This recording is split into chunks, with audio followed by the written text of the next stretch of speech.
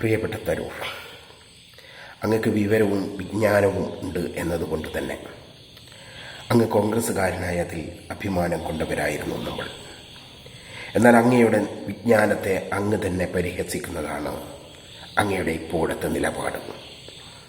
Paradox in prime minister എന്ന് അങ്ങെഴുതിയ പുസ്തകത്തിനെ അങ്ങ് തന്നെ നിരാകരിക്കുന്നത് സ്വന്തം ഭാവി ഭാസുരമാക്കാനാണ് എന്ന് നമ്മൾ തിരിച്ചറിയുന്നു.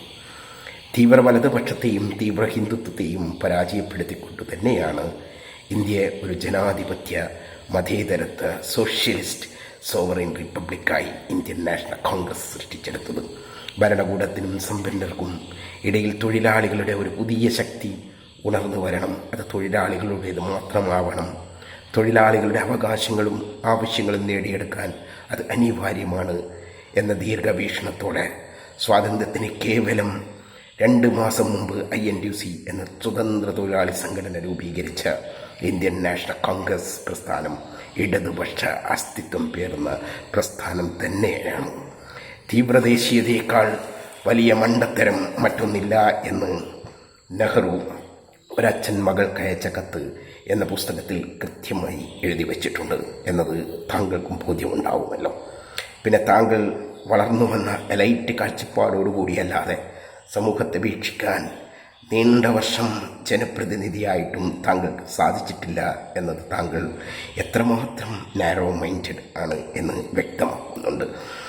സാധാരണക്കാരനെയും അവൻ്റെ പ്രശ്നങ്ങളെയും മനസ്സിലാക്കാൻ താങ്കൾക്ക് സാധിക്കാത്തതാണോ, അതോ അവരെക്കുറിച്ച് ഞാൻ എന്തിന് ചിന്തിക്കണം എന്ന ഫ്യൂഡൽ ആറ്റിറ്റ്യൂഡ് കാരണമാണോ എന്ന് സ്വയം വിലയിരുത്തുന്നത് നല്ലതായിരിക്കും.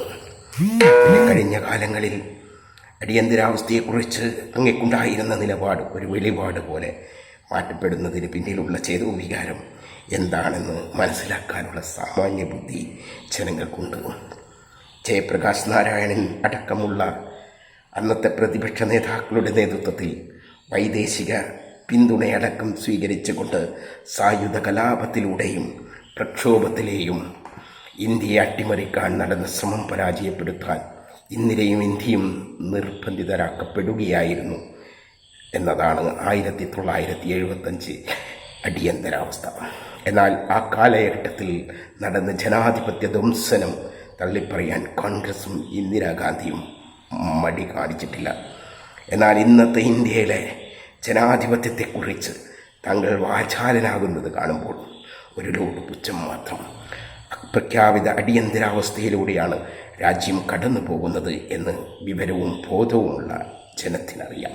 കമ്പോളവൽക്കരണ കാലഘട്ടത്തിൽ മുഴുവൻ മാധ്യമങ്ങളും ഭരിക്കുന്ന സർക്കാരിൻ്റെ അടിമകളാക്കപ്പെട്ട PR ഏജന്റുമാരാക്കപ്പെട്ട കാലഘട്ടത്തിൽ നിന്നുകൊണ്ട് ഫാസിസം വാഴുന്ന രാജ്യത്ത് നിന്നുകൊണ്ട് മോദിയുടെ ജനാധിപത്യത്തിൻ്റെ മഹത്വം വാഴ്ത്തിപ്പാടുന്ന താങ്കളുടെ അസാധ്യമായ മനോനിലയെ നമിക്കുന്നു.